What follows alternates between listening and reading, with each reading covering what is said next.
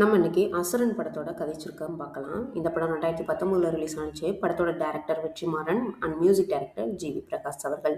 இந்த படத்தோடைய தயாரிப்பாளர்னு பார்த்தீங்கன்னா கலைப்புலி எஸ். தானு அவர்கள். இந்த படத்தில் தனுஷ், மஞ்சு வாரியர் இவங்க கூட கருணாஸோட பையன் வந்து நடிச்சிருக்காரு சிதம்பரம் அப்படின்ற கேரக்டரில். இந்த படத்தில் ஹீரோவோட பேர் பார்த்தீங்கன்னா சிவசாமி. இவர் வந்துட்டு ஒரு நார்மலான ஒரு விவசாய வாழ்க்கையை வாழ்ந்துட்டு இருக்காரு அவருடைய கிராமத்தில்.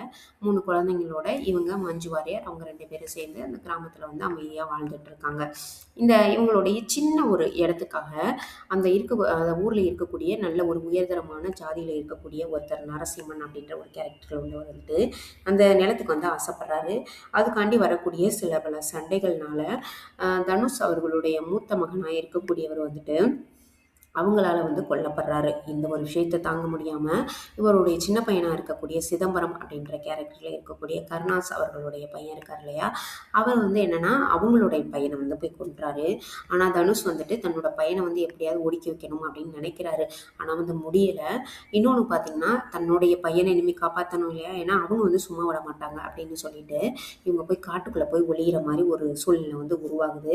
இதில் பார்த்தீங்கன்னா தன்னோட குடும்பத்தை கொன்றுவார் அப்படின்ற ஒரு சூழ்நிலை இவங்க வந்துட்டு அவங்களோட ஃபேமிலி வந்து தாக்குற மாதிரி இருக்குது. பெரிய ஜாதி கலவரமாகவும் மாறுது. ஏன்னா இவங்க வந்து ரொம்ப ஒரு ஒடுக்கப்பட்ட ஜாதியாக வந்து இருப்பாங்க இந்த படத்துல. தனுஷ் அவங்க ஃபேமிலி வந்துட்டு இவருக்கு அதில் வந்து ஒளிஞ்சிருக்கும் போது தான் தெரியும். இந்த காட்டுக்குள்ளே போய் ஒளிஞ்சிருக்கும் போது தான் ஒரு ஃப்ளாஷ்பேக் ஒன்று வரும். 1960 இவங்க வந்துட்டு ஒரு வயசு பையனா, அதாவது தனுஷ் அவர்கள் வந்து இருந்திருப்பாரு.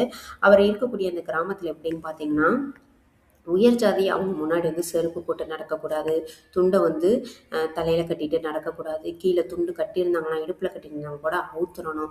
அந்த மாதிரி ஒரு கேரக்டரில் இருக்கக்கூடிய ஒரு ஜாதி வெறி பிடிச்ச ஒரு மக்களாக வந்து காமிச்சிருப்பாரு வெற்றிமாறன் அவர்கள்.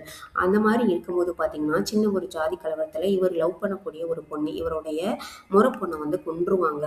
அதில் வந்துட்டு இவர் ரொம்பவே வெக்ஸாகி போயிருப்பார். அதுக்கப்புறம் பார்த்தீங்கன்னா இவர் மஞ்சு வாரியரை வரதான் கல்யாணம் பண்ணுற மாதிரி இருக்கும். அது வந்து இவங்களோட லைஃப் வந்து இந்த மாதிரி போய்கிட்டு இருக்கும். இவரோட இது என்னன்னா ஜாதினாலையும் மதத்தினாலையும் இப்படி சண்டை போட்டுட்டு சாகுறதுக்கு இருக்கிற ஒரு வாழ்க்கையை நல்லா வாழ்ந்தா பத்தாதா அப்படின்ற மாதிரி இருப்பாரு.